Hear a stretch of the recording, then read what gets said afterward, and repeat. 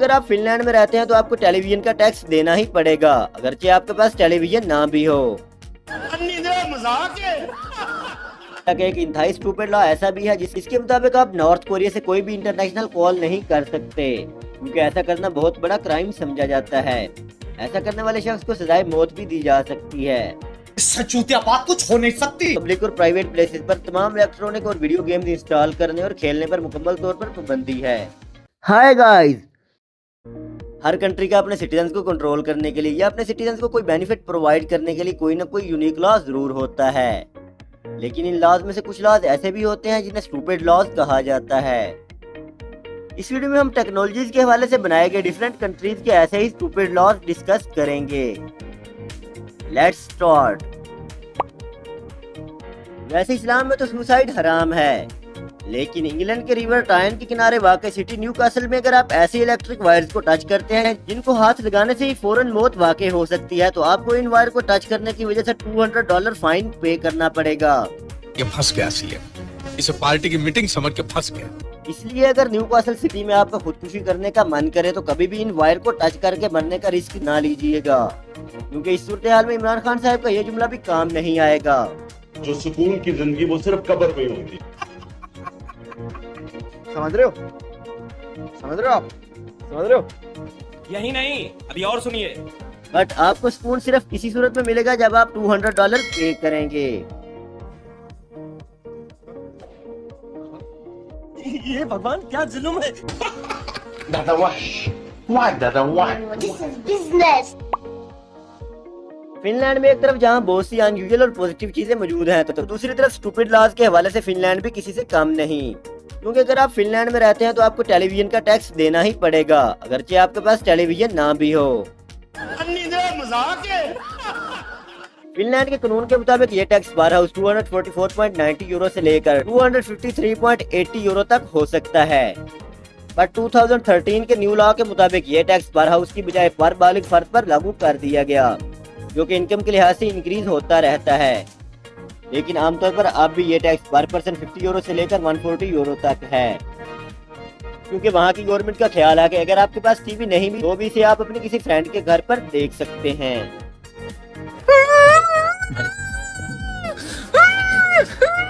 नहीं अब आए ना लाइन पे। अब बात करते हैं स्कैंडिनेवियन कंट्री नॉर्वे की। यहाँ भी टेलीविजन के हवाले से ऑलमोस्ट फिनलैंड वाली सूरत हाल ही है, क्योंकि यहाँ टीवी रखने के लिए लाइसेंस लेना पड़ता है, जिसे फी लाइसेंस भी कहा जाता है। इसी तरह साउथ अफ्रीका में भी आपको टीवी के लिए लाइसेंस लेना पड़ता है। साला ये दुख का खत्म नहीं होता बे। टेक्नोलॉजी के इस दौर में जहाँ मोबाइल फोन और कंप्यूटर के इस्तेमाल में तेजी आई है, इस तरह इलेक्ट्रॉनिक गेम्स की इंडस्ट्री भी काफी फ्लरिश हुई है। टेक्नोलॉजी के बदलते दौर के साथ साथ जहां बच्चे और बड़े हर वक्त मोबाइल्स और कंप्यूटर्स में बिजी रहते हैं, तो वहीं फिजिकल गेम्स और एक्टिविटीज में इन सब की इन्वॉल्वमेंट ना होने के बराबर है। और बच्चे हो या बड़े, वो अपना ज्यादातर टाइम वीडियो गेम्स या इलेक्ट्रॉनिक गेम्स खेलते हुए स्पेंड करते हैं। आज के दौर में शायद ही कोई ऐसा हो जो वीडियो गेम्स के बारे में जानता ना हो।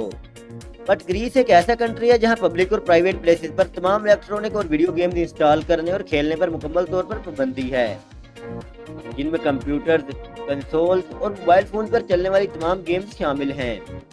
और अगर आप कानून की खिलाफवर्जी करेंगे तो आपको सजा या हैवी फाइन का सामना करना पड़ सकता है।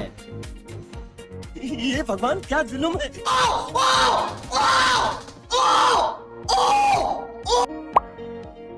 हम पाकिस्तानी भी अजीब नेशन हैं, यानी मल्टी टैलेंटेड नेशन।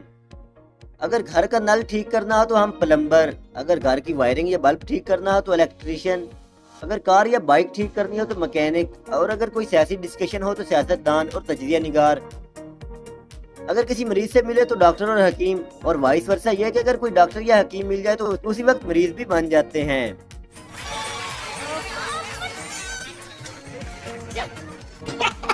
दादा why दादा why? This is business. मारो हमको, मारो हमको, जिंदा मत छोड़ो सालो। बट अगर आप ऑस्ट्रेलिया में रहते हैं तो आप ऐसा हरगिज नहीं कर सकते, क्योंकि ऑस्ट्रेलियन स्टेट विक्टोरिया में आप विदाउट वैलिड लाइसेंस अपने घर तक इलेक्ट्रिक बल्ब चेंज नहीं कर सकते। अगर आप ऐसा करते हैं तो आपको $10 ऑस्ट्रेलियन फाइन किया जा सकता है। इसलिए कहते हैं ईस्ट और west, Pakistan is the best. इस एरिया की क्वीन हूँ, क्वीन हूँ। अब आए ना लाइन पे। आपने नॉर्थ कोरिया के स्ट्रिक्ट लॉज तो जरूर सुने होंगे। ये सिटीजन को बेनिफिट प्रोवाइड करने की बजाय शायद सजा देने के लिए यूज किए जाते होंगे, क्योंकि बज़ाहिर ऐसा नहीं लगता कि इन लॉज से शहरियों को कोई फायदा होता होगा।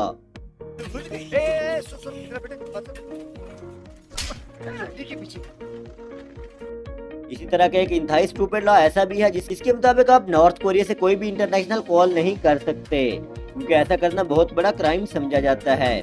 ऐसा करने वाले शख्स को सजाए मौत भी दी जा सकती है। सचूतिया बात कुछ हो नहीं सकती। ये भगवान क्या जुल्म है।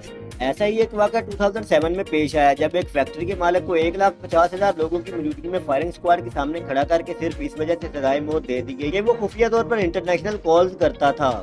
इस काम के लिए उसने अपनी फैक्ट्री में 13 फोन्स रखे हुए थे।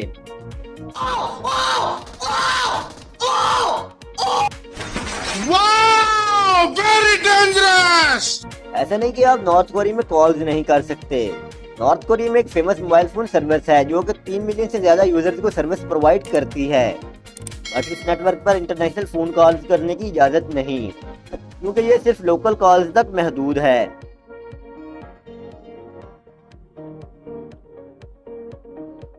मारो, हमको जिंदा मत छोड़ो सालो। हम कोई मंदिर का घंटा है कि कोई भी आके बजा जाता है।